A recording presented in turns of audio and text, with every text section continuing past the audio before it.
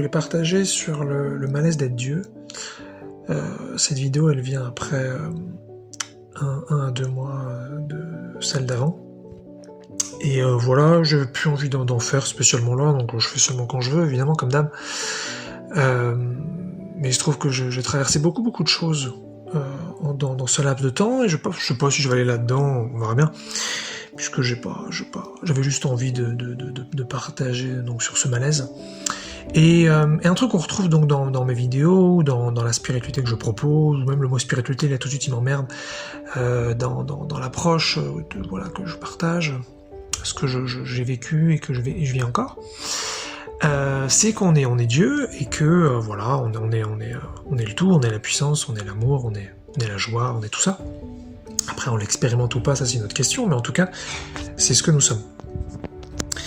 Et puis voilà, puis ça fait un moment que je le mets même parfois dans les écrans de fin, et puis j'ai même des t-shirts que je porte, qu'on voit parfois dans la vidéo, mais sinon peu importe, en tout cas qui représentent ça. Donc il y a vraiment cette idée qui est là, et même pendant un temps j'avais des messages inscrits sur les murs qui disaient ça, donc chez moi, mais là je les ai plus. Et voilà, c'est un truc que j'avais un petit peu saisi, donc il y a des années de ça, en 2015, quand je suis vraiment parti là-dedans, que voilà, on était le tout, et que c'était super cool, quoi. Et j'ai tout de suite adhéré à ça, et puis moi j'ai un esprit un petit peu radical là-dessus, dans le bon sens du terme, donc je me dis que si on est Dieu, il n'y a pas de limite, et voilà, et comme je trouve personnellement, et ça c'est vraiment un point de vue très très personnel, donc, que les humains se limitent énormément, mais en même temps ils sont créateurs, hein, comme tout le monde, donc ils font exactement ce qu'ils veulent. Mais voilà, moi je suis en général pas du tout inspiré par l'humanité, je suis en général pas du tout inspiré par les humains que j'ai rencontrés jusqu'ici, à peu près, à peu de choses près, parce que c'est ma sensibilité, et que mon chemin, mon soi, c'est justement quelque chose de très très très puissant, de très libre, de très capable, mais voilà, ça veut rien dire, hein, puisque c'est toujours en comparaison avec autre chose de dire ça, parce que si on compare à rien, à ce moment-là, il n'y a rien de puissant, il n'y a rien de libre, c'est toujours comparé à autre chose, donc bon. Comme je suis un petit peu dans une période où je pense que je suis en train de quitter toutes les comparaisons, ce genre de mots et de phrases va bientôt tomber dans la flotte. Et donc, voilà, cette sorte de malaise, en fait, c'est que justement, je pense que j'ai vraiment poussé pendant longtemps sur le fait que je suis Dieu au sens comme tout le monde, et comme chaque être, comme chaque pierre, chaque caillou, chaque plante, chaque animal, chaque entité non physique. Donc je suis Dieu autant que toute chose, que chaque atome. Et donc je suis la toute puissance comme tout. Et j'aimais vachement ça, mais évidemment, il y a en général, enfin pas toujours, hein, je pense, ça doit dépendre de chaque personne, mais il y a des contreparties, des sous-persos ou autre chose, qui elles, c'est pas qu'elles sont pas d'accord, c'est que peut-être que ça les fait flipper, peut-être que ça les met mal à l'aise. Et d'ailleurs, ce qu'on remarque beaucoup, je trouve personnellement chez les humains, c'est qu'il y a souvent donc une limitation, comme j'ai dit quelques instants plus tôt, et donc une forme d'interdiction finalement d'être Dieu dans la matière, d'être Dieu dans la pratique, bien qu'on est toujours Dieu de toute façon, mais je veux dire de l'incarner tel qu'on pourrait le concevoir, même si chacun va concevoir ce qu'est Dieu différemment. Je pense qu'on a tous une idée de la puissance, même si c'est la nôtre, on va tous trouver je pense des images de ça, ou peut-être des émotions, ou peut-être des comportements, ou des choses qui vont symboliser, en tout cas pour nous, la puissance. Donc voilà. Et là, en fait, ce que je traverse depuis donc un certain temps, c'est que j'ai pris énormément en fait en responsabilité.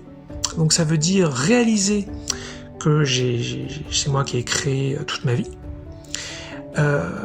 Et là-dedans, en fait, il y a quelque chose d'assez impressionnant, parce que j'avais déjà compris théoriquement depuis très longtemps qu'on était créateur d'absolument tout dans notre vie, mais ça fait des belles paroles, et après. Et là, en fait, je commence à arriver à un niveau de responsabilité beaucoup plus profond, où je fais de la mesure, et c'est-à-dire que je vérifie que c'est moi donc qui crée ce qui m'arrive, et donc je vais pas forcément aller là-dedans tout de suite, mais j'ai mesuré ça déjà de pas mal de façons. et j'ai commencé à vérifier vraiment, à mesurer que c'est moi qui décidais de ne pas être heureux, ou que c'est moi qui décidais de ne pas être abondant, riche, ou tout simplement à l'aise financièrement. Et puis, donc voilà, donc je fais de la mesure rationnelle, c'est-à-dire que je constate des moments où il y a des choix, et que ces choix je ne les prends pas, alors qu'avant ces choix je n'en avais pas conscience, donc ça c'est assez impressionnant. Et puis aussi des ressentis, ou donc là on est plus dans du non rationnel, où je me rends compte que je suis pas forcément à l'aise avec ce qui va bien. Et c'est un petit peu ça en fait le malaise d'être Dieu, c'est que je me rends compte que Abraham, par exemple, ou d'autres trucs comme The Global Information Network ou GIN pour l'acronyme, en fait, c'est beaucoup de bêtises telles que c'est présenté. Donc quand je parle d'Abraham, évidemment, je parle de la loi d'attraction. C'est beaucoup de bêtises parce que j'ai relu justement un livre dernièrement qui s'appelait Le Vortex donc d'Esther Hicks, qui canalise Abraham, donc un livre assez connu dans la série des bouquins de la loi de l'attraction, et puis c'est le même message que dans tous les autres bouquins, donc on en a lu un, on a un petit peu lu tous les autres, hein, donc si on aime bien c'est super. Et je me suis rendu compte à quel point c'était énormément de bêtises. Alors quand je dis énormément de bêtises, attention, c'est ma vérité, hein, ce n'est pas la vérité, donc chacun se fera son point de vue, mais c'était énormément de bêtises parce que en fait ça explique principalement que on crée donc tout ce qui nous arrive, donc jusque-là je suis plutôt en accord, mais le discours c'est on crée à la fois tout ce qu'on veut et ce qu'on veut pas. Et moi maintenant que je suis allé beaucoup plus profond dans ma vérification et dans ma mesure de ma création quotidienne, dans ma création personnelle, eh bien je me rends compte que c'est pas du tout une histoire de vouloir et de non vouloir, c'est une histoire de désir, point. On désire absolument tout ce qui nous arrive. Et ça, c'est complètement contre-intuitif à l'expérience humaine. Hein, le nombre de choses qu'on a vécues tous, qui ne nous ont pas plu, soit un petit peu, soit beaucoup, avec le sentiment profond de ne pas avoir voulu cette chose, ça semble être complètement contre-intuitif et faux de dire ce que je viens de dire, qu'on l'a désiré. Et c'est pour ça qu'en fait je découvre qu'il y a ce qu'on pourrait appeler le désir de surface et le désir de profondeur. Le désir de surface, c'est ce qu'on voit chez les humains partout, quand ils vont dire ce qu'ils veulent et ce qu'ils veulent pas. Ça c'est ce qu'on appelle le désir de surface. Mais il y a le désir plus profond qu'il faut aller vérifier, qu'il faut aller ressentir, auquel il faut s'ouvrir et je dirais être ok avec l'idée que ça existe avant de pouvoir peut-être le vérifier. Et ensuite on découvre qu'on peut désirer des choses qu'on ne pensait pas désirer.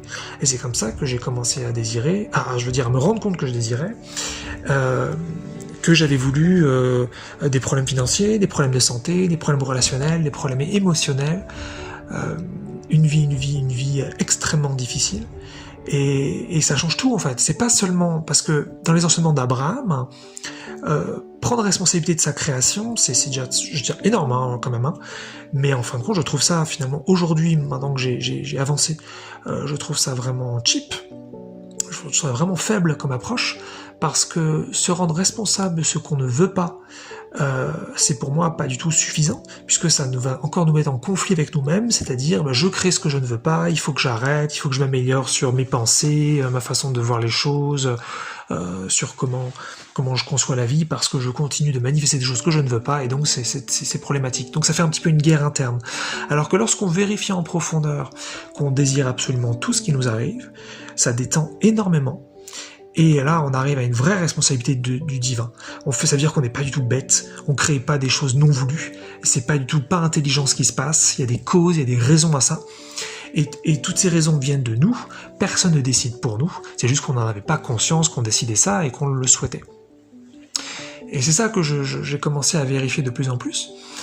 Et donc ça nous amène sur cette histoire de malaise, c'est que c'est la raison finalement, c'est que comme on pensait que les choses qui arrivaient, qui étaient désagréables, on ne les voulait pas, même si éventuellement on était d'accord pour prendre responsabilité de ça quand on était déjà, je trouve, bien éveillé. Maintenant que j'arrive donc à un niveau d'éveil encore plus avancé me concernant, eh bien je réalise que j'ai désiré toutes les choses qui m'ont déplu, et que je les désire encore. Ça veut dire qu'aujourd'hui j'ai encore des problèmes financiers importants, j'ai des problèmes de santé importants, j'ai des problèmes émotionnels importants, et je vis dans une grande solitude. J'appellerais pas ça un problème relationnel, mais on pourrait s'amuser à catégoriser ça comme ça. Et maintenant je vérifie donc, pas toujours en temps réel, mais je vérifie de plus en plus que c'est moi qui désire tout ça. Et donc c'est vraiment autre chose, c'est plus du tout en fin de compte des problèmes, puisque c'est désiré, donc c'est très différent, on est vraiment dans une perspective beaucoup plus large, où c'est déjà beaucoup plus d'unité, beaucoup moins de séparation, parce que je suis beaucoup plus avec mon expérience, parce que je veux mon expérience, je veux ce qui m'arrive, je veux les horreurs ou les petites difficultés, les petits désagréments du quotidien qui m'arrivent, je veux la souffrance, je veux, en plus des bonnes choses, et c'est ça que je commence vraiment à vérifier. Et donc, ça nous emmène après d'ailleurs sur une forme de cause, une forme d'origine, c'est qu'est-ce qui justifierait que je veuille souffrir, ou que je veuille qu'il m'arrive des choses donc désagréables, ou dit autrement, qu'est-ce qui justifierait que je ne veuille pas vivre des choses agréables? Parce que c'est un petit peu les trois choses que j'ai vérifiées chez moi, c'est que à la fois donc je voulais qu'il me, je vais pas parler au passé, je parle au présent, puisque c'est vraiment, pour le coup, c'est vraiment le présent. Donc ce que j'ai vérifié, c'est qu'à la fois je veux qu'il m'arrive des mauvaises choses. Deuxième niveau, donc je ne veux pas qu'il m'arrive des bonnes choses. Et troisième niveau, quand il m'arrive des bonnes choses, je ne veux pas les apprécier. Voilà, j'ai vérifié ces trois trucs. Alors tout ça n'est pas du 100%, c'est-à-dire que je ne veux pas qu'il m'arrive que des mauvaises choses, non, je veux aussi qu'il m'arrive des bonnes choses, et je ne suis pas dans, je dirais, forcément une non-appréciation, c'est-à-dire une critique constante de tout, absolument pas. Donc tout ça n'est pas, je dirais, une unilatérale, mais c'est majoritaire. Ce qui fait que ça fait donc dans mon cas une vie très très difficile et très désagréable, puisque c'est quand même le désir principal que j'ai mesuré et que j'ai constaté. Et donc justement, pourquoi finalement tout ça? Et c'est un truc qui m'a un petit peu tarabiscoté, puisque je me disais, mais c'est quand même fou de vouloir autant finalement se faire du mal, autant souffrir, et puis c'est toujours la même chose, plus on le vérifie chez soi, plus on le comprend chez les autres. Et c'est ça en fin de compte, c'est que les humains jouent tellement le rôle de victime, ils ont un problème de santé, ça vient pas d'eux, ou alors ils en sont responsables mais ils ne l'ont pas désiré, alors qu'en fait ils l'ont carrément désiré mais ils ne veulent pas l'admettre, ils ne veulent pas le voir. Pareil pour les problèmes financiers, les problèmes relationnels et puis le bonheur ou l'appréciation de façon générale. Donc c'est très confusant de voir autant de souffrance partout, et de voir autant de personnes qui sont dans le rôle de j'ai pas voulu ça, j'ai pas voulu ça, j'ai pas voulu ça, j'ai pas voulu ça. C'est très confusant, parce qu'ils ont l'air tellement sûrs d'eux qu'on pense vraiment que c'est vrai, mais quand on le vérifie chez soi, on comprend qu'en fin de compte, c'est la même chose chez les autres, puisque moi aussi, tant que j'avais pas vérifié que je désirais les choses qui m'arrivaient, je pouvais pas dire que je les voulais, je pouvais dire qu'éventuellement ça venait de moi et que je les créais malgré moi par défaut, et ça donc je dis c'est quand même un niveau d'éveil important. Il y a beaucoup de gens qui vont même pas dire qu'ils créent, ils vont simplement dire que ça leur arrive et que c'est comme ça. Donc c'est quand même quelque chose d'assez dingue. Mais maintenant que je vois ça, donc je me dis mais pourquoi vouloir finalement autant de mal? Et c'est une question qui commence à peine finalement à se montrer un petit peu, parce que j'avais c'était bizarre en fait, c'était une forme de non au divin, de non à l'amour, de non au bien, un non un petit peu opaque, un non que je qualifierais de granit. C'était un petit peu la sensation que j'avais, c'est-à-dire c'était un non rigide. C'est non, je ne veux pas aller bien, point. Ok, bon, d'accord, on sait pas tellement pourquoi, mais d'accord. Et donc je suis resté avec cette conscience du non pendant un temps long, et puis j'ai ressenti que j'étais cruel avec moi-même, que j'étais méchant avec moi-même, que j'étais le bourreau de moi-même. Parce que c'est ça, en fin de compte, si on est victime de soi, et donc le bourreau, c'est nous. Et là, maintenant, j'ai vraiment commencé à rencontrer le bourreau, puisque toute ma vie, je me suis dit, putain, quand je vais rencontrer les coupables, je vais leur défoncer leur gueule. Voilà, le bourreau, c'est moi.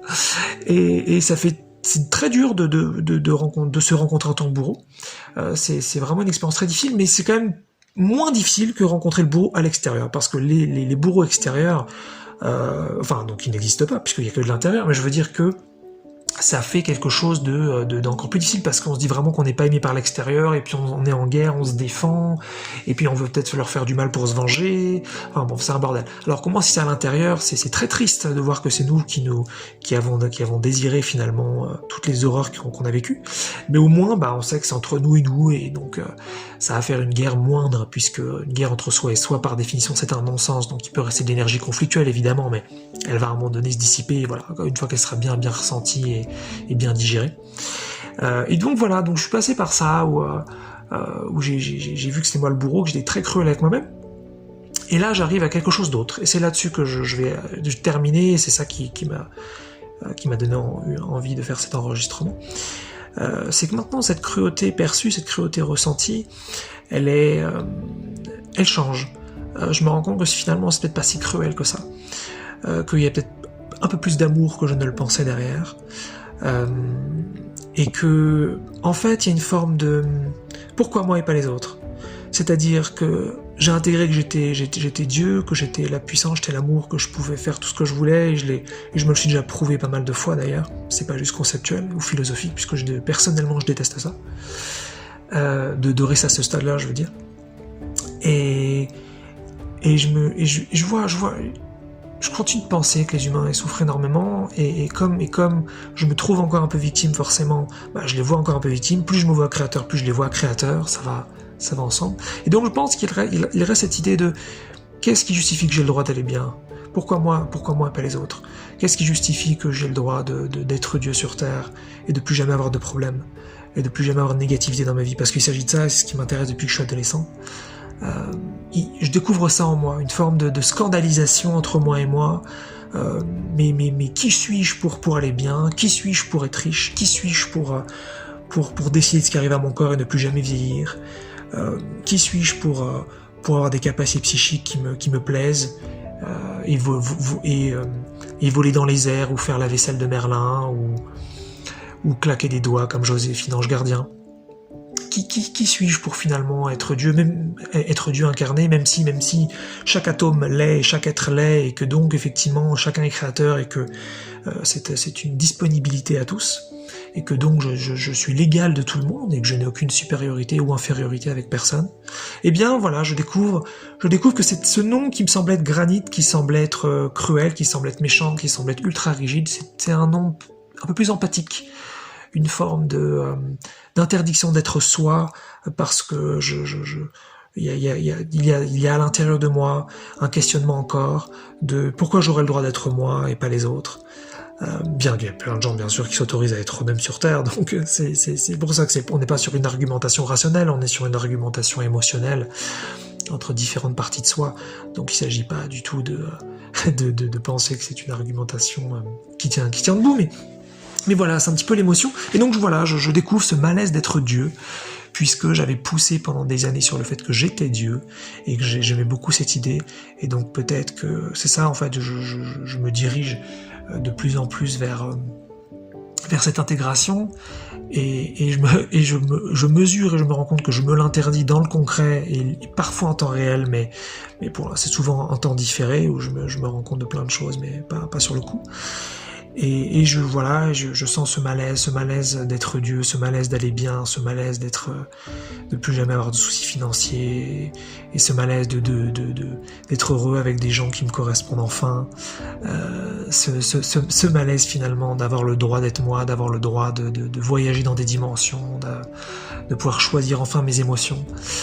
Ce malaise d'être enfin tranquille, d'être enfin bien, d'être enfin dans l'inconditionnel, d'être enfin